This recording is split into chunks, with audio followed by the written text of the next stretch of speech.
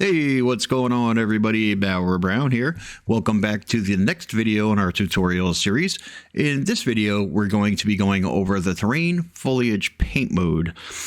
And what I mean by that is we are going to be painting with rocks and sticks and flowers and bushes and grass amongst many other things. Okay, and just like any other brush tool, it's pretty self-explanatory. You should have most of the same rules still apply. Like the brush, you can increase the size, decrease the size. You can work with the circle or square. Like I said, same rules still apply, and you should pretty much know all of that stuff by now. And just like always, over on the right-hand side of my screen, we do have a spot in the attributes panel for the foliage layer painting. Okay, and the very first drop-down box that we have there is for foliage layer. And you click on that, and that will let us know what layer we are working with. Okay, so we're going to pick the first one in the list, which is terrain detail, and that gives us a couple options of ground type, ground angle, and spray type. Now, based on those options, you may or may not have figured out that this has something to do with the fields. Okay, now it's not fields in the way that you're thinking, and I'll explain that in a minute. Let's go through and let's pick some options here. Ground type, let's pick cultivated. Ground angle, let's say -90 degrees. And spray type, let's say just fertilizer. Okay, so now that we have our foliage layer, the paint mode selected. Okay, there we go. Now, and like I said, the same rules still apply. Left click, applies or paints, and right click will go ahead and it will delete for you. So painting some of this in. Now you can see, let me get nice and close here. Okay, you see what we got going on there? Now what we picked there as like cultivated, I can go plowed and put that over. Now you can see we have a plowed effect. All right, now I'm not going to go through every single one of these options with you, but you can see that it's giving you the effect that you would normally have on a field. Now, with that being said, this is not, and I repeat, this is not how you create your fields as we go. And I will explain later on in plenty of detail how to make your fields, how to create your fields, and all of it. Everything to do with fields, I will explain to you. What this is, and you can see like over here, right here is a perfect example. When you're on the Elm Creek map, when you start out, you have this one field here. Looks like it has a little bit of wheat in it. If you go down a little bit closer, you can see the ground type. This one here looks like it's slightly prepared, maybe a seed bed, not quite sure there. This one here looks like it has a little bit of stubble on it. Okay, now that's what's going on over here with the terrain detail. If you have an area in your map that when the player starts out, if you want to have your field be in a certain condition, and by that I mean like what you're seeing here, you want there to be wheat or you want there to be corn, and we could easily do that. As you go through the list right here, you can pick wheat, right? So you could pick the layer state. Let's have it harvest ready, and we could put that on over top of it, just like that. And that's exactly what they did over here on the starting farm for the player. Okay, now that's just the starting condition, and you need to own the land. If you don't own that land, when the player starts out, the game engine is going to decide what goes in that field and what does not go in that field, which is the way that it normally works. Okay, so when you designate all your fields, like field 1 through 100, or however many fields that you have, normally the game engine decides what's going to go into those fields, and a lot of that's based on the time of the year, the crops that are available, et cetera, et cetera. But the game engine will decide for you. But if for some reason, like we have over here, if you want there to be the field to be in a certain state, whether it's plowed or, it's fertilized or it has something planted in it or it's been recently harvested, this is how you do that, but you only do it for those certain fields. You don't do this for every field. This is not how you create your fields. Another place that I can see that they did this was over where I'm a little bit lost here right now, but where they have the corn maze. They achieved this effect exactly this way.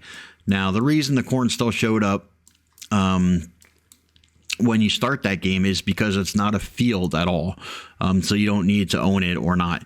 Now, I have tried this out. It stumped me in the past at one point because I kept trying to designate what I wanted on, the player's field on the starting farm.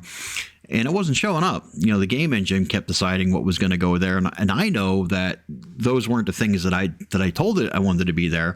And in the end, it turned out that I actually didn't own that property yet.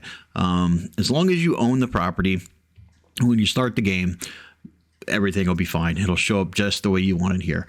Okay. And so that's exactly what's going on. This is what's going on now. And that's how they achieved that effect. So again, I just want to stress that this is not how you create your fields. It is only for certain situations like you see up here with the starting farm. If you want, you want certain criteria. You want there to be wheat, or you want there to be a certain ground type. Okay. And like I said, you have to own the property, and it must be a field. All right. Right now, this is not a field yet. We haven't made this a field. Well, the game actually did, because this is the new mod from game. This is technically a field. But had we just built this map, this wouldn't be a field yet. Okay. So what I want you to do somewhere along the way is go through this terrain detail and kind of play around with things, and that will that'll help you give you a good idea of what's going on with this, the different ground types that are available, the different fertilizer types that are available, et cetera, et cetera. Okay. And again, I'm going to stress one more time that this is definitely not the way that we create fields. It is only for certain situations. So that being said, let's go back up here, terrain detail. So now, like I said, I want you to experiment, just kind of play around and see what options are available to you. Okay, so maybe you're going to create a map where maybe you have let's say like a little village or a little city or something like that, and maybe mostly it's just deco objects and stuff like that. But in the backyards of somebody's houses, maybe you want to do a garden. Okay, and this is how you would achieve that. You go through there and you'd paint in, whatever type of ground type you want, and the ground angle and the spray type, and you could put a crop in there if you wanted to put a crop in there. Okay, so that's what that's for. And again, not to create your fields. But you could, like I said, on like a starting farm or something like that, you could put certain things in those fields to start out with. Now, with that being said, once the player comes through and he harvests a wheat, or he plows, the field, or he plants something over top of that seed bed, that's it. It's a once and done, and those fields will only ever maintain the state that the player leaves them in from that point forward. Okay, so it's just kind of to start out. It's just a starting type deal. Okay, so let's move on to the next one here. The terrain detail height, I don't use ever. I couldn't even really tell you what it does, honestly. I played around with it, didn't really have much of an effect or have any effect on anything. So I'm really not going to waste anybody's time trying to explain something that I don't know. If I don't know something, I will tell you flat out that I don't know. And right now, the terrain detail height doesn't really seem to make a big difference to me. Like, I would imagine if we have terrain detail, and we'll run through this one time real quick. Let's see. Let's go stubble tillage, 90 degrees, and fertilizer. And let's put some of that in here. Okay. And now let's go back to terrain detail height. Let's see. Now it gives me foliage channels. I don't know if I should pick one out of there or not. But as I go over this, it doesn't seem to have any effect whatsoever. So I really don't know. If somebody does know what this does and they've played around with it before, let me know. Put it down in the comments and let me know, and we'll incorporate that into one of our videos. But for now, let's, suffice it to say, I've never had the need for it. I've never used it. It's never interfered with my maps in any way, shape, or form. So it may just be one of those things that, it's just there and you don't really need it. Okay, so let me get rid of what we had here under terrain detail. Okay, like I said, this is just a simple right click and I can go ahead and get rid of what we have here. No problem. All right, so let's skip over terrain detail, height, and deco foliage. So here's where we get to the part where, like I said, most of this is pretty much self-explanatory. Now, deco foliage is foliage that you decorate with. Basically, that's in a nutshell. That's pretty much all it is. I am not going to explain what each one of these separate entries are, these listings here. You're going to have to go through and you're going to have to play around and figure that out for yourself. So let's just pick one as an example, small dense mix. And again, we can limit the texture, which is pretty nice. So let's pick grass so we don't have this bleed over to our fields. But if we wanted to add some weeds or we can do that. We can add some weeds here, move in real close, and you can see what it gave us. Okay. Real easy. And there's, a couple different things in here. Another one thing that I will stress is you see that there is grass small and grass medium. Okay. So let's pick grass medium. We'll go down here. Let's paint some grass in. Now, this is not the way that you plant normal grass. Well, this is normal grass, but it's for decoration purposes only.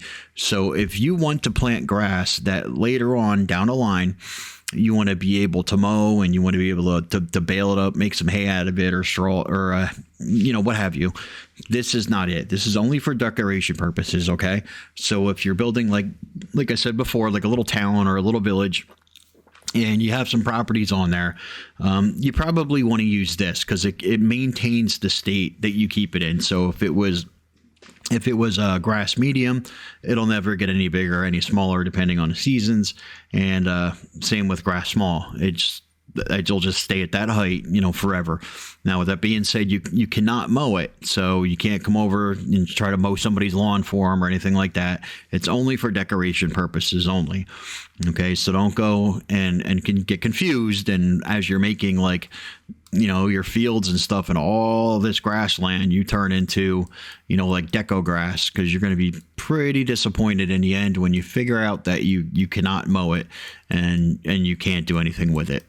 These are only for, if it's in deco foliage, it's only for decoration purposes, only. Okay. But you do have a bunch of options here, and, you can make things look pretty nice. And like I said, it's if you can, based on your imagination, just get crazy with it and, see what you can come up with, experiment with different combinations, and, you'll come up with some pretty decent results, I'm pretty sure. All right. So moving past deco foliage, let's go down to ground foliage, and ground foliage is, let's see here. This is normally where your branches, mushrooms are in here, cover foliage, leaves, if you want to put some leaves down and stuff. That, you can see here's a way to put some leaves. Maybe you want some leaves underneath this tree, and you can go ahead and do it that way. The majority of the things that you're seeing here are, like I said, they're for fleshing out your map, and they're mostly for decoration purposes, right? Not all of them, but most of them.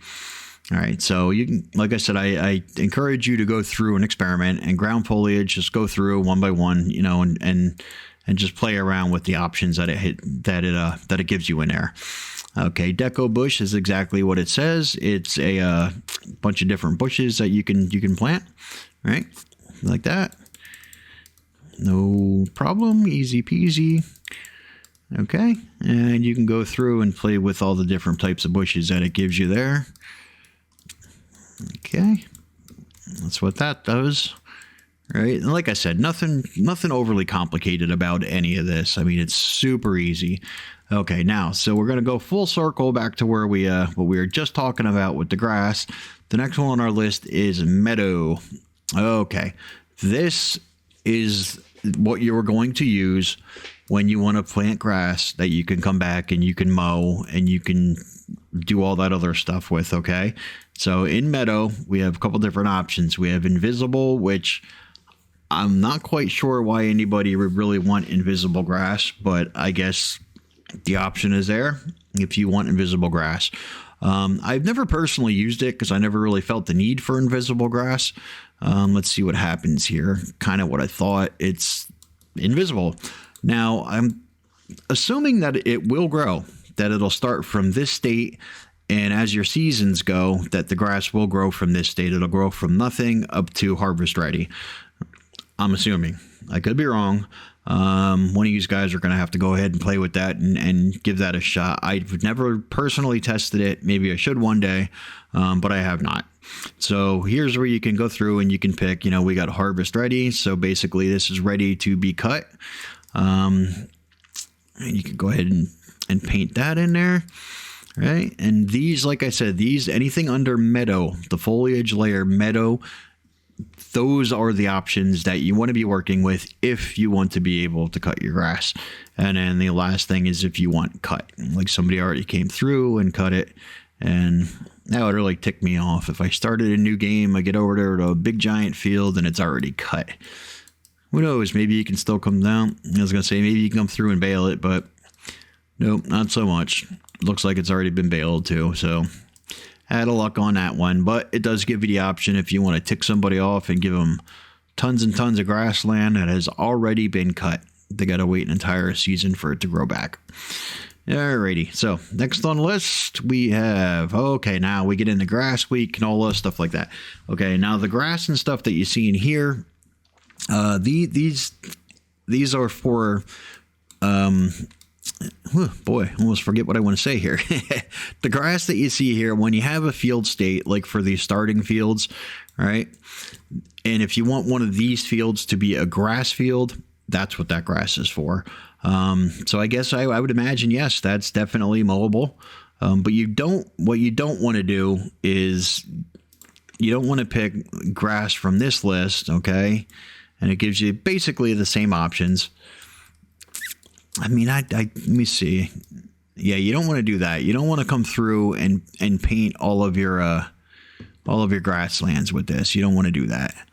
You want to stick with meadow and do it that way. This is, if you have a field and you want to use this as part of your layer state, if you want it to be a grass field instead of wheat or soybeans or anything like that. Trying to think, I'm hesitating right now because I'm trying to think why you wouldn't be able to do this way. And, you know what? I maybe you could, I kind of advise, I don't want to say I advise against it. If it works, it works. But just with that being said, I personally use meadow for all of these for my layer state. Okay. When I'm doing any kind of grass that's outside the field, because that's technically what it is. It's like, like a wild meadow, right? And if you have, a certain type of grass in your field, that you want to mow, then you can visibly see the difference between the two. And like I said, though, I guess if you really wanted to, you could use this grass in other areas. I kind of don't see why you wouldn't be able to. Again, experimentation. These guys are going to have to experiment and try it out and see what you get.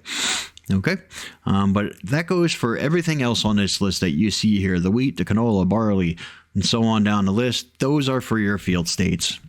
And again, to repeat it yet again, that is not how you create a field. It's only for certain conditions, like your starting field that you see there on Elm Creek, right?